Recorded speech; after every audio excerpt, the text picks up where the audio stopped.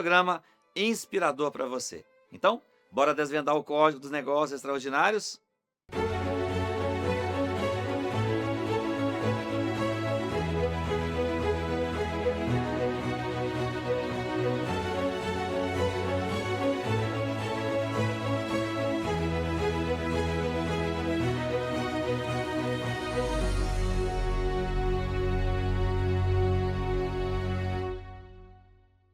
De vendedor de picolé a um empresário nos dias de hoje. Estou aqui com um convidado, o Adriano. Adriano, seja bem-vindo. Obrigado, Marcos. Adriano, fala um pouquinho de você pra gente. Nasceu onde? Então, Marcos, eu sou daqui de Belo Horizonte mesmo, né? Nasci aqui, fui criado ali na região oeste. Minha Ok. família é ali da região do Estoril, Buritis, né? Aquela região ali. Como você falou, né? Comecei a minha vida empreendedora muito novo, né? Com 12 anos de idade, né? A sua família era empreendedora? Não, ninguém da minha família é empreendedora, né? Não? Não, a minha mãe hoje é doméstica, antes ela era cozinheira, nessa época trabalhava como chefe de cozinha, num restaurante até aqui perto. Meu pai sempre trabalhou na área de portaria. Ele é Ok. porteiro, E o hoje que é te aposentado. levou a vender picolé para ajudar a família? Qual que era? Era necessidade extrema? Como funcionava isso? Então, Marcos, na verdade, o que me motivou foi comprar um celular, comprar um aparelho celular. Eu tinha vontade de ter um telefone, naquela época até estava começando aqueles telefones touchscreen, né, um pouco mais modernos e tudo. Meu pai tinha aquele tijolão grandão, Ó, e aí eu tinha vontade de qual comprar. ano era isso? Isso foi em 2002, mais ou menos. Acabou de falar a idade dele, viu, gente? Aí, Mas- o que eu fiz? Eu fui pedir minha mãe, né? Cheguei na minha mãe, todo mundo lá da escola, né? Tem um celular e tudo, eu queria um celular. Ela falou, não vou te dar um celular, você não tem dinheiro pra te dar um celular, né? Não posso comprar isso E agora. era muito caro. Na época, celular era muito caro, exato. Quanto era um salário mínimo, mais ou menos, na época? Você lembra? Na época era tipo uns R$ 300 o salário mínimo, 300 reais. e o celular que eu queria custava 100. Era um Já era um terço do terço do salário salário mínimo. mínimo. Era muita coisa. E aí aí motivado por isso, fui pra escola pensando, cara, o que eu vou fazer pra comprar esse celular, né? E aí, embaixo da minha casa, tinha um rapaz que abriu uma sorveteria. E aí, um dia, voltando da escola, passei lá e perguntei pra ele se ele não tinha um trabalho, não tinha um serviço pra mim, alguma coisa. Ele falou, não, Adriano, eu não tenho serviço, mas eu tenho uma demanda aqui de vender picolé fora, porque aqui na loja eu não posso te colocar, porque você é muito pequeno, você tem 12 anos, pode dar um problema pra mim e tudo. Mas eu te dou uma caixa de isopor, encho ela de picolé e você sai vendendo aí. O picolé na época custava 50 centavos, ele me dava 10 centavos de comissão em cada picolé. Uhum. E eu topei. Falei, cara, beleza, eu topo o desafio. E aí, beleza, peguei a caixa, ele enchia de picolé e eu saía Sem vergonha nenhuma. sem vergonha nenhuma. E eu te pergunto, qual é o seu porquê? Para você dar o seu próximo passo, desenhar uma visão ampla, buscar algo, qual é o seu porquê? Qual é o seu motivo? O do Adriano era a necessidade, o desejo que ele tinha de comprar um celular que custava na época R$ 100, R$ 100. um terço do salário mínimo, Sim. tá? Então ele teve um porquê. Se você não tivesse sonhado com esse celular, se a sua mãe não tivesse dito para você, não posso comprar, será que você teria vendido o picolé? Não, com certeza não. Eu fui motivado por isso. Tá.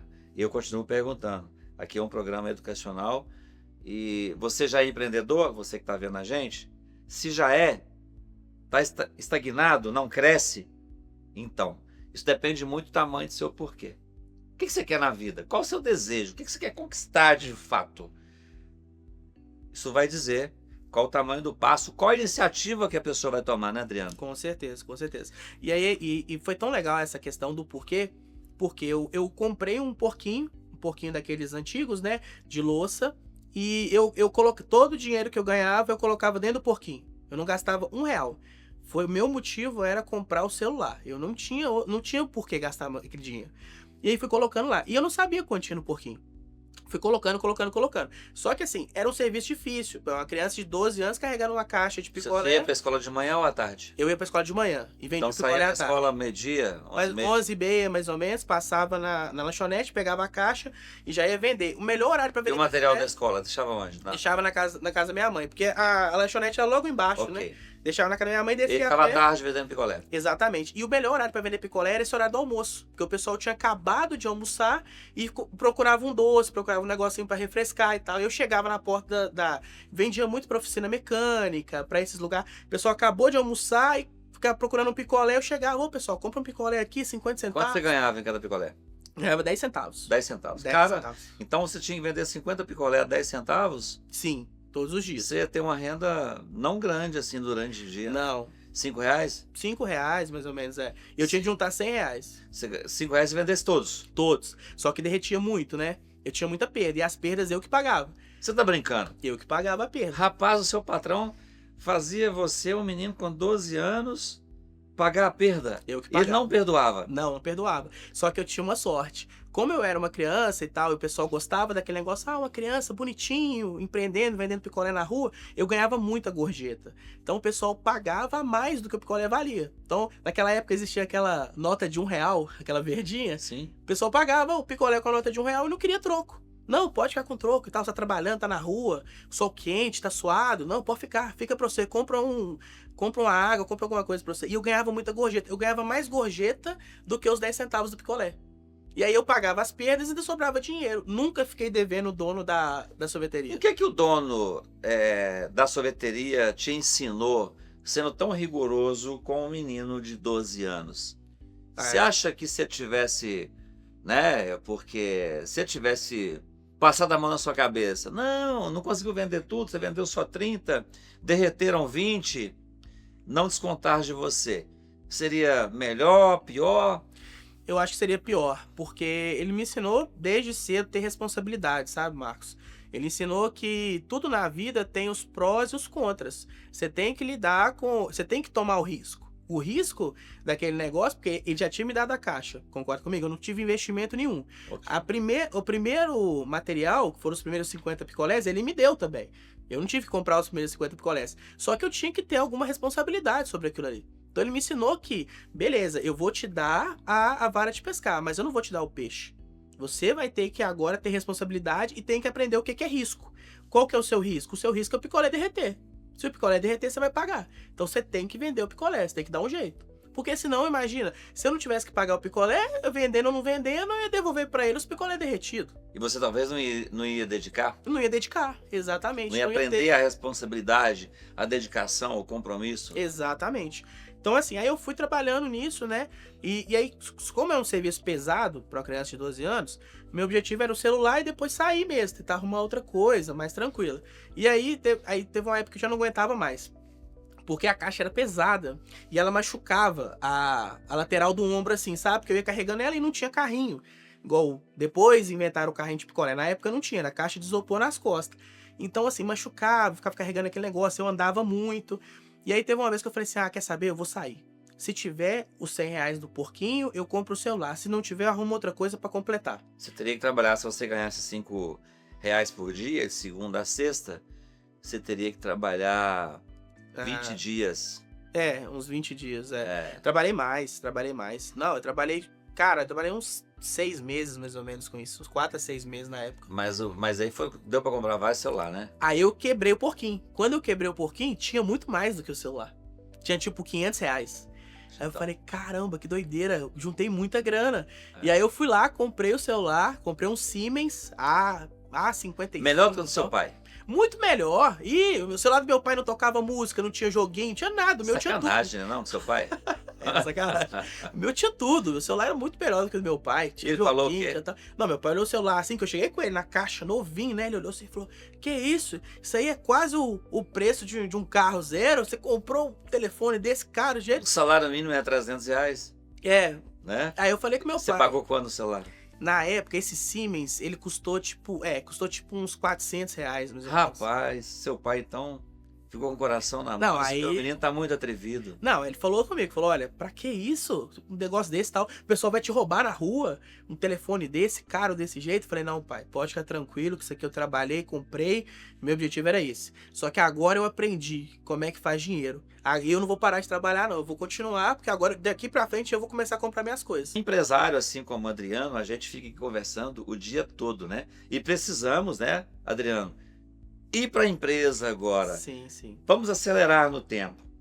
você depois voltou pro sorvete para vender picolé ou você Não, depois de ter comprado o celular? não, Marcê, eu trabalhei com muita coisa depois disso, sabe? Eu comecei com 12 anos e, igual eu tinha te falado, nunca parei. Continuei trabalhando, continuei estudando. E comecei a empreender, assim, de ter um negócio físico com 17 anos de idade. Eu ainda era menor de idade. Aí abri uma lanchonete, essa lanchonete deu muito certo, graças a Deus. Depois eu formalizei abri o primeiro CNPJ de fato. A lanchonete tinha picolé, não? Tinha não. Não, né? Não. Senão você ia repetir. Vou pegar um menino de 12 anos aí, vou poder colocar ele com a caixa pra vender picolé. Não. Mas, se derreter, eu desconto, que eu aprendi Deu assim. desconto, exatamente. Nessa época já era o açaí. Tava no hype do açaí, né? Entendi. Aqui, BH, o pessoal, todo mundo gostava de açaí, todo mundo tomando açaí. Eu, fui abrir uma lanchonete, comecei a vender açaí. Vendi açaí e tudo. Essa lanchonete deu muito certo e tinha um restaurante do meu lado. Só que o restaurante não aguentou. Eu vendia mais que o cara, ele tinha mais estrutura, mais funcionários, ele quebrou. E eu, com 18 anos já, né, um ano depois que eu abri a lanchonete, comprei o restaurante do cara. O cara foi para os Estados Unidos, desistiu do negócio e tal, me vendeu o restaurante. E eu sempre tive essa cultura de juntar dinheiro, por causa da questão dos 12 anos lá do picolé. Eu tinha um dinheiro junto da lanchonete, fui e comprei o restaurante. Fui trabalhando com restaurante, nunca tinha feito comida na minha vida, Marcos. Nunca tinha feito. Mas sempre tive vontade e nunca tive esse negócio de vou fazer o que eu gosto. Não, eu fazia o que tinha oportunidade. A oportunidade do momento era o que eu fazia. Fui abrir o restaurante, trabalhando. Vendi o restaurante depois, continuei trabalhando e nessa época eu estava fazendo faculdade de engenharia. Eu formei em engenharia, hoje eu sou engenheiro eletricista, e aí me veio a oportunidade do segmento de energia, que é o segmento que eu estou hoje. No segmento de energia, eu trabalhei primeiro com hidrelétrica e eólica, na CEMIG aqui de BH, e já não era empreendendo mais, aí eu fui trabalhar como estagiário dentro da CEMIG, estava no finalzinho do curso de engenharia, e eu não tinha experiência nenhuma na área de engenharia. Falei, cara, eu só tenho experiências na área de empreendedorismo e comercial. Eu preciso de uma experiência na área de engenharia. Eu preciso entender o que eu tô formando, porque a faculdade é muito ampla. Arrumei lá na CEMIG, a CEMIG me direcionou para dentro do mercado de energia. Saí de lá e fui trabalhar com energia solar fotovoltaica, que foi em 2019. Ainda não empreendendo, trabalhando em outras empresas. Aí comecei como consultor comercial, virei coordenador, gerente comercial e em 2022 eu saí dessa empresa para abrir a empresa hoje que eu tenho. Também no segmento de energia solar fotovoltaica. Aí depois que eu tinha ganhado uma carga, ganhado corpo nesse segmento, falei, cara, é o momento de empreender. Agora eu quero a minha própria empresa. E, assim, Adriano, você começou a empreender no momento 2022, né? 22. Houve troca de governo Sim. e uma facilitação posterior, né, essa troca de governo, a taxar bastante a energia solar. Como que você... Poxa, meu sonho é começar a empreender com a previsibilidade X e de repente o mercado dá um pouco de mudança. Como que foi vencer isso? Então... Deu vontade de desistir em algum momento? Não? No início foi bem difícil, sabe, Marcos? Porque assim... O segmento ele mudou muito. Em 2023 começou a valer uma taxa sobre a energia solar. Que era o pessoal tava falando, tinha até uns protestos em Brasília, vai taxar o sol, vai taxar o sol. Infelizmente, teve a mudança de governo. Tem que taxar, né? É assim, brincadeira, né? Brincadeira, mas eles fazem piada, né? Com taxagem, né? Taxagem, tem que taxar, eles falam que tem que taxar. Taxagem. Então, vamos taxar. Aí começaram a taxar a energia solar em 23. Isso no primeiro semestre deu uma queda muito grande nas vendas, né? E aí foi justamente no momento que eu tava começando a empresa. Eu comecei no final de 22 e 23 já peguei a primeira crise. Só que aquele negócio, enquanto uns choram, outros vendem lenço. Eu comecei a perceber que apesar de novas vendas terem caído, tinha muita oportunidade de vender expansão de sistemas antigos, de clientes que eu já tinha vendido, de vender manutenção, de vender um acompanhamento. E aí eu comecei a trabalhar em cima disso para recompor aquela receita das vendas que eu tinha perdido. Até o consumidor acostumar com essa taxa e a gente também aprender a fazer a conta do quanto que essa taxa ia impactar para o cliente final. Porque a gente não sabia fazer essa conta ainda. No segundo semestre de 23, a gente viu que essa taxa não ia impactar em nada. Porque a quantidade que eles colocaram de taxa, ela foi compensada pelo aumento da tarifa. Então vamos supor, eu te dou uma taxa lá de, sei lá, 10%. Só que a tarifa aumentou 12% no mesmo ano. Então, a sua economia final foi a mesma. Na verdade, você começou a economizar mais energia do que você economizava antes, financeiramente, mesmo pagando a taxa. Eu aprendi a fazer essa conta e comecei a mostrar para os clientes. Falar, cara, você continua economizando, mesmo pagando a taxa para o governo, ainda vale a pena gerar a própria energia. Vale a pena ser independente, ter a própria escolha de gerar energia. E aí as vendas começaram a aumentar de novo, segundo semestre de 23, e a gente começou a crescer muito forte. Você é sozinho ou você abriu a empresa com mais algum sócio? Eu tinha 2 sócios nessa época. Foi até eles que me convidaram no início para abrir a empresa, porque os 2 são engenheiros, só que os 2 são muito técnicos. E eles precisavam de uma pessoa comercial, de um cara para poder vender. Porque eles tinham toda a capacidade técnica, um era projetista, o outro fazia parte de obra, execução, e não tinha ninguém para vender. Aí eu falei, peguei para vender e tal, entrei de sócio com os 2. No início desse ano, um dos sócios saiu da empresa e hoje sou só eu e mais um. Aí ficou eu e o meu sócio que faz a parte de gestão de obras, que ele é 100% técnico. Ele fica mais em campo, viajando, esse tipo de coisa. E eu cuido da parte comercial da empresa. E qual o desafio atual de momento no mercado? Olha, Marcos, aqui em Minas Gerais a gente tem 2 desafios grandes. Um chama inversão de fluxo. O que é inversão de fluxo? A CEMIG alega que a rede dela está sobrecarregada e você não consegue mais conectar novos projetos. Você instalar novas usinas. Isso é um problema. Então, por exemplo... Alega e tem razão disso ou você acha que tem algum... Então, a gente já fez alguns estudos e em algumas regiões de Minas Gerais ela tem razão, só que ela generalizou. Ela colocou isso como se fosse no estado inteiro. Ok. E no norte de Minas, por exemplo, ela tem razão. O norte de Minas realmente tem muita energia solar e a rede dela está sobrecarregada. Ela precisa fazer obras para liberar espaço para conectar novas usinas. Ok. Só que isso não se reflete em outras regiões. Por exemplo, sul de Minas, a região aqui metropolitana de BH, e a gente tem dificuldade ainda para aprovar novos projetos. Entendi. Esse é o primeiro ponto. Segundo ponto, taxa de juros também. Porque, historicamente, 80% das usinas que a gente vende são financiadas. E tinha uma taxa de juros subsidiada, antes era mais barato, que a parcela que você pagava do financiamento, ela era igual ou menor ao que você economizava da conta de energia. Então é como se você estivesse comprando o equipamento com o dinheiro da CEMIG. O dinheiro que você pagar para a CEMIG, você começa a comprar o seu próprio equipamento, quitando o financiamento, o sistema é seu.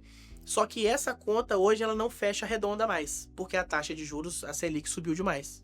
Então hoje a Selic está 15%, aí a taxa de juros fica alta. Então se você hoje não tiver uma entrada, um capital inicial, essa parcela não fica tão redonda mais com o que você economizava. Você tem que dar um pouco de capital para poder ajustar a parcela. Mas são desafios que a gente está conseguindo vencer, mas hoje são os 2 principais desafios do meu setor. Tá. A VRA Energia está hoje num tamanho que você pensa em expandi-la muito. Você já deve ter chegado num patamar hoje como empresário que o menino vendedor de picolé de 12 anos nunca imaginava, correto? Com certeza. E daqui para frente, qual é a visão? Então, Marcos, hoje, daqui para frente, a visão é expandir em outros níveis de atuação dentro do mercado de energia, não só focar somente o que a gente faz hoje, principalmente a construção, né? A gente instala os sistemas, faz um pouco de manutenção, um pouco ali de acompanhamento, só que eu quero ampliar esse serviço de manutenção para quem já tem o sistema fotovoltaico, fazer a aferição, entender se o sistema do cliente está funcionando ou não. Tem muitos clientes no mercado que a gente chama de clientes órfãos, que o cliente tem o sistema na casa dele, mas nem sabe como é que tá. Okay. Se tá funcionando, se não tá, se precisa de dar uma manutenção. Então a gente quer ampliar isso e abrir outras frentes de negócio dentro do segmento de energia que tem muita oportunidade. Então o objetivo é esse. Hoje, dentro do segmento de construção, a gente se consolidou, a gente já faz grandes projetos. A gente monta aí projetos aí de 5.000 painéis, né, 10.000 painéis. A gente tem uma atuação bem legal. Então a ideia agora é consolidar outros segmentos dentro da energia solar. Muito bom, até porque aí você não vai precisar de vencer o desafio da aprovação por parte da CEMIG, né? Sim, exatamente. E, Adriano, fala pra gente por que nós, quando formos pensar em energia solar, devemos contratar a VRA Energia e não um concorrente seu. Ótima pergunta, Marcos. Então, a VRA Energia hoje tem um diferencial muito grande, que é o atendimento personalizado. A gente trabalha caso a caso os projetos, a gente trabalha o cliente e a gente atua no que o cliente precisa. E a gente não vende só placa fotovoltaica, a gente não faz só a instalação das placas no seu telhado, a gente entende a dor do cliente. A gente proporciona economia, proporciona segurança para o cliente e a melhor solução. Talvez a melhor solução para o cliente nem seja o fotovoltaico. Talvez a melhor solução para o cliente seja fazer uma expansão no sistema que ele já tem, seja fazer uma limpeza nas placas, porque às vezes o sistema dele não está gerando. Então, nosso diferencial é esse, é entender caso a caso e atuar diretamente ali na dor do cliente. Obrigado, Adriano, pela sua presença. Sucesso aí para você, para a VRA. Obrigado. E você acabou de ver mais um Felicidade Empreendedora, a arte de construir empresas com lucro e liberdade. Empreender não precisa ser um fardo, você pode tornar isso leve e mais uma fonte de felicidade na sua vida empreendedora. Até o próximo programa.